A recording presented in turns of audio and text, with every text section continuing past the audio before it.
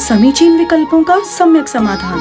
सुनिए परम पूज्य श्रमण श्री सुप्रभ सागर जी महाराज के मुखारबिंद से YouTube चैनल सुप्रभ उवाच पर शुभाशीष परम पूज्य श्रमणाचार्य 108 श्री विशुद्ध सागर जी महाराज। सानिध्य श्रमण सुप्रभ सागर जी महाराज, श्रमण प्रणत सागर जी महाराज। पुण्य आर्जक श्रीमती मधुबाला सुरेश चंद जी पाटोदी, बेटी दामाद श्रीमती विनीता अर्पित जी पहाड़िया मंडीदीप, बेटे बहू मोहित अंकिता पाटोदी, रोहित मुस्कान पाटोदी, अभी नैवेद्य जीने भव्य एवं समस्त पाटोदी परिवार। जैन बर्तन भंडार छिंदवाड़ा। ओम नमः सदेव्य। नमो नमः सत्हितंकराय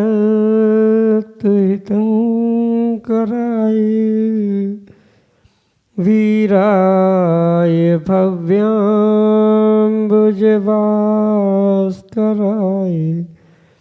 अनंतलोकाय सुरार्चिताय देवादिदेवाय नमो जिनाय देवादिदेवाय नमो जिनाय। पंच परमेष्टि भगवान की परम पूज्य आचार्य भगवंत गुरुवर विशुद्ध सागर जी मुनि महाराज जी की, परम पूज्य मुनि श्री सुप्रभ सागर जी महाराज जी की, परम पूज्य मुनि श्री आचरण सागर जी महाराज जी की।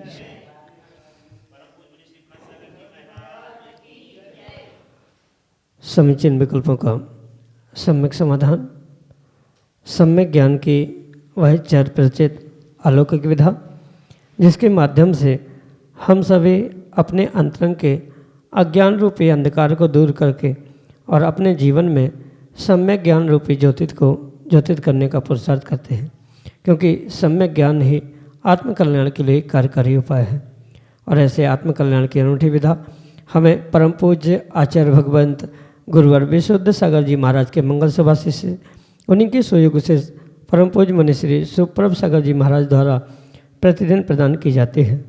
तो आप भी इस आत्मकल्याण की विधा से जुड़ने का प्रयास करें और अपना समीचीन विकल्प भेजते हुए परम पूज्य मुनि श्री से उसका सम्यक समाधान प्राप्त करें। प्रारंभ करते हैं आज का सम्यक समाधान। और आज के पहले विकल्प के लिए अमरवाड़ा मध्य प्रदेश से नितिन जैन महाराज श्री के चरणों में बारंबार नमोस्तु निवेदित करते हुए अपना समीचीन प्रश्न रख रहे हैं कि महाराज जी, सभी कहते हैं कि मेरे गुरु बड़े, फिर बड़ा कौन? हमारे समीचीन विकल्प का सम्यक समाधान करने की अनुकंपा करें। नमोस्तु महाराज जी, नमोस्तु। ओम नमः सिद्धम। परम पूज्य आचार्य भगवान गुरुवर विशुद्ध सागर जी महाराज जी की।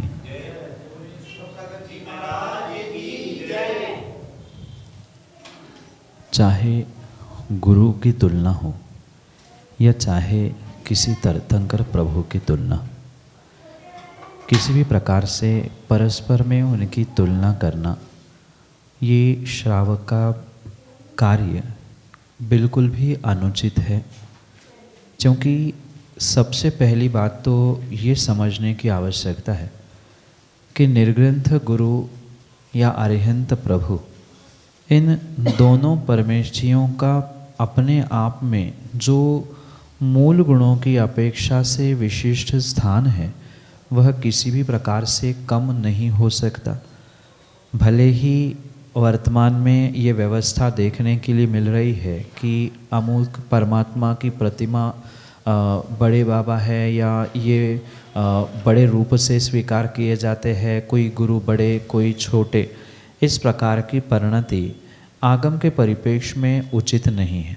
क्योंकि सम्यक दृष्टि जीव सभी गुरु और सभी प्रभुओं को पूर्ण रूप से परस्पर में एक समान ही मानता है। ये बात स्वीकार की जा सकती है कि दीक्षा के क्रम की अपेक्षा से छोटा बड़ा हो सकता है, पर दीक्षा के क्रम को सर्वथा लगाते हुए किसी साधु की परस्पर में तुलना करना, उनकी प्रभावना, उनके बाह्य आचरण या बाह्य क्रियाओं के निमित्त से उनमें तुलना करते हुए अमुक साधु बड़ा है, अमुक गुरु छोटे हैं, ये भगवान बड़े हैं, ये छोटे हैं, ये सोचना सम्यक दर्शन में दोष है। और लंबे समय तक ऐसी ही सोच बनते हुए अगर श्रावक एक दूसरे को प्रताड़ित करता है, साधु में भेदभाव करते हुए साधुओं को भी कहीं न कहीं अविनय का सामना कराने के लिए निमित्त बनता है, नियम से वे अपने सम्यक से भी च्युत होने की संभावना है। जैसे तीर्थंकर भगवान के निमित्त से चलमल अगाढ़ दोष उस क्षयोक्षमिक सम्यक दर्शन के कहे जाते हैं, बिल्कुल ऐसे ही चलमल अगाढ़ दोष गुरु में भी तुलना करने से, मतलब ये गुरु बड़े हैं, ये श्रेष्ठ है, ये छोटे हैं, ये ऐसे है, ये किसी प्रकार से तुलना करना श्रावकों का काम नहीं है। उनका चारित्र वे पालन कर रहे हैं। आपको जम रहा है, आप श्रद्धान करें, विश्वास करें, अन्यथा दूर से नमोस्तु कर कर दूर हो जाए, यही सर्वश्रेष्ठ कार्य। किसी भी प्रकार से कंपैरिजन करना, तुलना करना, छोटे बड़े की संकल्पना प्रदर्शित करना, ये पूर्ण रूप से सम्यक्त में ही नहीं अपितु अन्य भी बहुत सारे दोष लगाने के लिए निमित्त हो सकता है। स्वयं की श्रद्धा तो उससे टूट ही रही है, स्वयं के सम्यक दर्शन में भी दोष लग रहा है, और कहीं न कहीं अगर दूसरे की श्रद्धा भी टूटने के लिए, तोड़ने के लिए आपका ये प्रदर्शन, मतलब छोटे बड़े गुरु का तुलनात्मक विचार, तुलनात्मक कथन अगर किसी दूसरे श्रावक, दूसरे व्यक्ति के श्रद्धान को तोड़ने के लिए निमित्त बना है, तो हो सकता है भविष्य में भी आपको तीव्र दर्शन मोहनी कर्म के उदय से सम्यक दर्शन प्राप्त नहीं हो सकता। इसलिए आगम के परिप्रेक्ष्य में सभी साधुओं के 28 मूल गुण हैं, सभी आचार्यों के 36 मूल गुण हैं, उपाध्यायों के 25 मूल गुण हैं, तो तत्त रूप से वे समानता से ही स्वीकार करने योग्य है। किसी प्रकार से उनमें छोटा बड़ा तुलना करते हुए इनको मानो इनको ना मानो, ये व्यवस्था व्यवस्थित नहीं है। संक्षेप में इतना ही समझना, जिस व्यक्ति का जितना बड़ा अहंकार होता है वह अपने गुरु को उतना बड़ा प्रदर्शित करने का प्रयास करता है, पर नमो लोहे सव्वसाहुणम ये सूत्र प्रत्येक परमेष्ठी वर्तमान की यानी आचार उपाध्याय साधु सभी पढ़ते हैं, सभी उनको नमोस्तु प्रतिनमोस्तु पूर्वक याद करते हैं। इसलिए ये विकल्प श्रावकों को करना ही नहीं चाहिए। आपका काम मात्र दिगंबर भेष, पिछी कमंडल इतना देखकर प्रणाम करे, आहार निहार विहार आदि की व्यवस्था करे, और कर नहीं पा रहे हैं तो दूर से नमोस्तु कर, और वो भी नहीं कर पा रहे हैं तो अपना काम अपने मार्ग से चलकर करना चाहिए। किसी भी प्रकार से छोटे बड़े की तुलना, कंपैरिजन करते हुए अप्रभाव ना करने का प्रयास ना करें, यही आपके लिए सम्यक समाधान। श्रीमती वीणा जैन, छिंदवाड़ा, मध्य प्रदेश से महाराज के चरणों में बारंबार नमोस्तु करते हुए अपना समीचीन प्रश्न रख रहे हैं कि महाराज जी, श्री शाश्वत क्षेत्र सम्य शिखर जी में भगवान जी के चरणों का क्या महत्व है? हमारे समीचीन विकल्प का सम्यक समाधान करने की अनुकंपा करें। नमोस्तु महाराज जी, नमोस्तु। सम्यक शिखर एक शाश्वत तीर्थराज कहा जाता है, और उस शाश्वत तीर्थराज पर जो तीर्थंकर भगवान निर्वाण को, मोक्ष को प्राप्त होते हैं, उनके स्मृति रूप ही वहाँ पर वह टोंक या चरण चिन्ह आदि बनाए जाते हैं। वर्तमान में हुंडाउसर्पणी काल के प्रभाव से कुछ तीर्थंकरों का निर्वाण अन्य स्थानों से जरूर हुआ, पर जो शाश्वत निर्वाण भूमि सम्य शिखर स्वीकार की जाती है, उन स्थानों से या उस पर्वत से ही लगभग सभी तीर्थंकरों का निर्वाण होता है। और इस काल के मतलब वर्तमान काल के जो तीर्थंकर निर्वाण को प्राप्त हुए हैं, वे कहाँ से हुए, कैसे हुए, ये पता चले, इस कारण से ही सम्य शिखर के उन अनेकानेक टोंकों पर वह चरण चिन्ह बनाए गए हैं, रखे गए। पूर्व काल में ऐसा उल्लेख प्राप्त होता है कि सभी टोंकों पर, यानी जो 20 टोंकों से 20 तीर्थंकर, 20 स्थानों से 20 तीर्थंकर निर्वाण को प्राप्त हुए, उन स्थानों पर 20 तीर्थंकर भगवंतों की प्रतिमाएं विराजमान थी, ऐसा उल्लेख मिलता है, सुनने के लिए मिलता है। पर कुछ परस्पर हमारे श्वेत पट्ट आमना वाले भाइयों से वाद विवाद के चक्कर में जो ये विडंबना देखने के लिए मिली, उस कारण से प्रतिमाओं को हटाते हुए वहाँ मात्र चरण चिन्ह ही स्थापित किए गए हैं।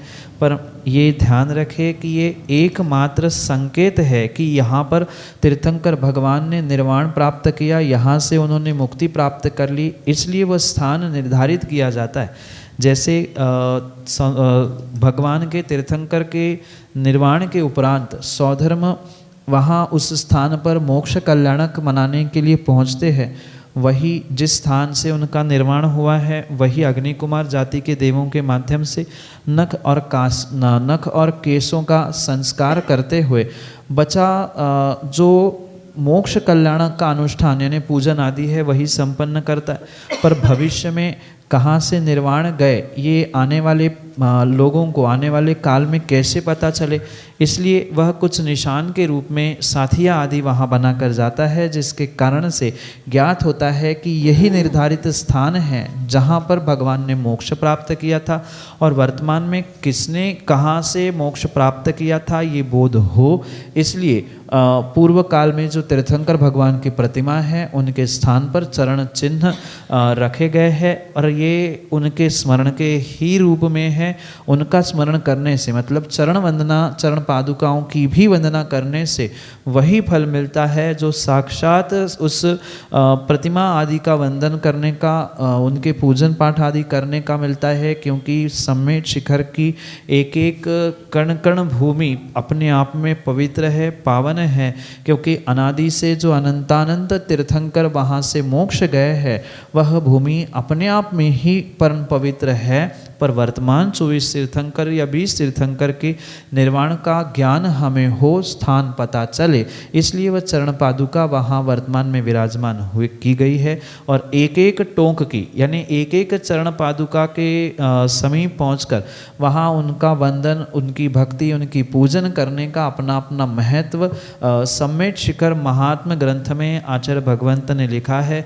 कई टोंकों के तो दर्शन करने से मतलब चरण पादुकाओं की वंदना करने के 16-16 करोड़ उपवास के फल की व्याख्या आगम में की गई है। तो ऐसा विशेष विशेष महत्व उन 20 टोंकों का है। यही आपके लिए सम्यक समझ। परम पूज्य आचार्य भगवंत विभव सागर जी महाराज के सुयोग्य से आचरण प्रधान चर्या रखने वाले निर्ग्रंथ श्रवण आचरण सागर जी महाराज अगले से समीचीन विकल्प के साथ हमारे सामने। नमोस्तु महाराज जी। एक बूंद अनछने पानी में जब महावीर स्वामी ने असंख्यात जीव बताए हैं तो जम्मू द्वीप में या मध्य लोक में इतने सारे समुद्र हैं, तालाब हैं, कुआं या बावड़ी हैं, तो उसमें कितनी सारी पानी की बूंद होंगी। जब इसमें पानी की बूंद अत्यधिक मात्रा में जिनको अपन गिन नहीं सकते तो फिर उसमें जीव कितने होंगे, तो उनमें जीव कितने हैं वो बताने की आप महती अनुकंपा करें। जिनागम में संख्या को, प्रमाण को बतलाने के लिए आचार्य भगवंतों ने 2 प्रकार की व्यवस्था बताई, एक संख्या मान और एक उपमाना मान।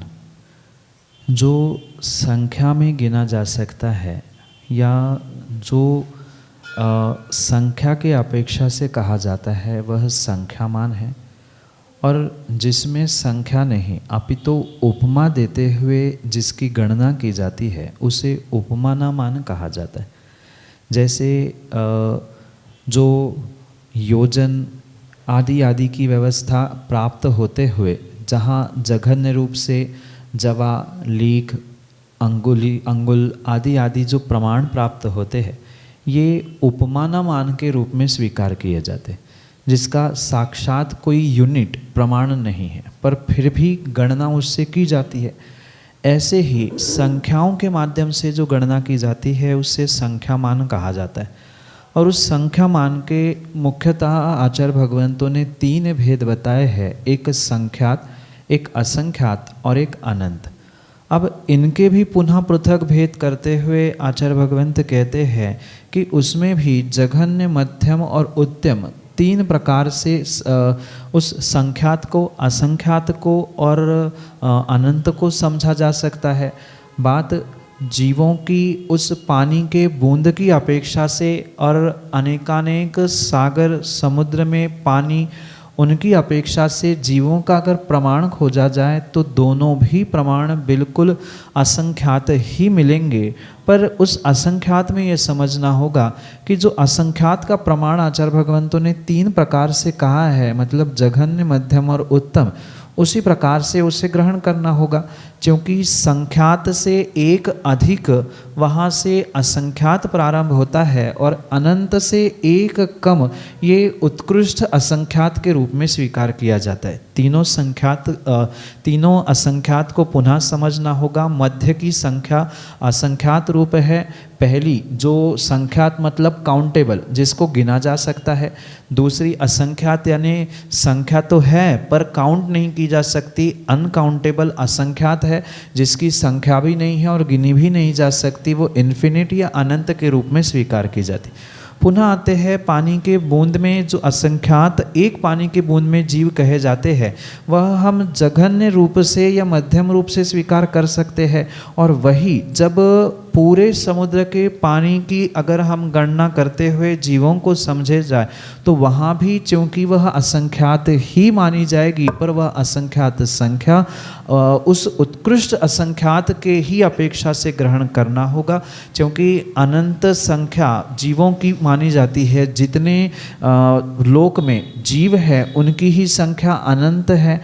तो अनंत में भी उसी प्रकार से हमें गणना समझनी होगी। इसलिए सभी जीव जब अनंत है तो पानी के जीव अनंत नहीं हो सकते, मतलब पानी एकेंद्रीय पर्याय के जीव अनंत नहीं, वह असंख्यात ही है। पर ये पुनः पुनः ध्यान रखें कि एक बूंद में भी असंख्यात है, पर वह जघन्य या मध्यम अपेक्षा से समझना होगा। और जो पूरे समुद्र, पूरे विश्व, पूरे मध्य लोक में जो पानी जल का स्रोत या जल के साधन, क्योंकि समुद्र ही नहीं, नदियाँ भी है, अन्य तालाब आदि भी है, उन सब में जल है, तो उन सभी के जलों को एकत्रित करने पर भी वह उत्कृष्ट असंख्यात परमाणु उसका होता है। और ये जघन्य या मध्यम, क्योंकि मध्यम के भी असंख्यात भेद आचार्य भगवंतों ने कहे हैं। शब्द भले ही असंख्यात काउंटेबल है, पर उसके भी इन तीन भेदों के अलावा, मतलब जघन्य, मध्यम और उत्कृष्ट के अलावा भी असंख्यात भेद समझने होंगे। ये जघन्य रूप और ये उत्कृष्ट रूप, ऐसा इन दोनों में असंख्यात रूप से ही वर्णन समझना होगा। यही आपके लिए सम्यक समाधान। श्रीमती बिमला जैन, चौरई, मध्य प्रदेश से अगले समीचीन विकल्प करें। किस कर्म के उदय से ऐसे जीव के भाव होते हैं जो भेद करते हैं गुरुओं में, भगवान में? कौन से कर्म का उदय है? नमस्ते महाराज जी। माँ, सातिशय पाप कर्म के उदय के निमित्त से ही जीव प्रभु और गुरु में भेद करते हुए देखने में आता।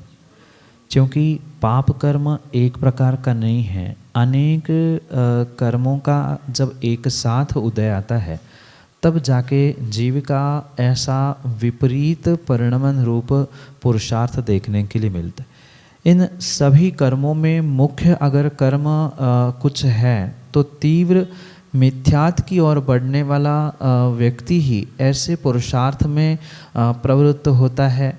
भले ही उसे ये लग रहा है कि मैं गुरु को मान रहा हूँ, प्रभु को मान रहा हूँ, पर ऐसा अहंकार के रूप में या विपरीत रूप से मैं जिन्हें मान रहा हूँ वे ही बड़े हैं, दूसरे गुरु, दूसरे प्रभु बड़े हैं ही नहीं है। ऐसा जो पुरुषार्थ चल रहा है वह पूर्ण रूप से जीव का गलत था, गलत है और गलत रहेगा। वह मात्र और मात्र मिथ्यात की मुख्यता से ही स्वीकार करना होगा। पर मात्र मिथ्यात का ही या मात्र दर्शन मोहनी का ही उदय नहीं, अपितु और भी पाप कर्म प्रकृति उदय में आती है तो व्यक्ति की ऐसी विपरीत सोच बन जाती है। अहंकार जो कषाय है वह चारित्र मोहनी के लिए कारण है, तो वह कषाय के निमित्त से या चारित्र मोहनी के निमित्त से भी ऐसे परिणमन करते हुए देखने में मिलता है। तो पूर्ण रूप से अगर विचार किया जाए तो मात्र एक कर्म को या दो चार प्रकृतियों को दोष देने से काम नहीं होगा।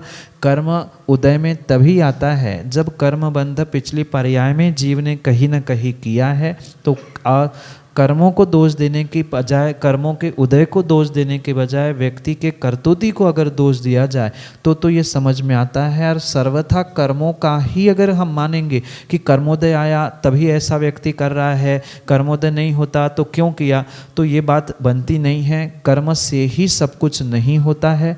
कुछ व्यक्ति अपने स्वयं के पुरुषार्थ से भी बदल सकता है। इसलिए सर्वथा कर्मों को, कर्मोदय को दोष देते हुए विपरीतता को ग्रहण कर लेना या उनके विपरीतता की पुष्टि कर लेना ये किसी प्रकार से उचित नहीं है।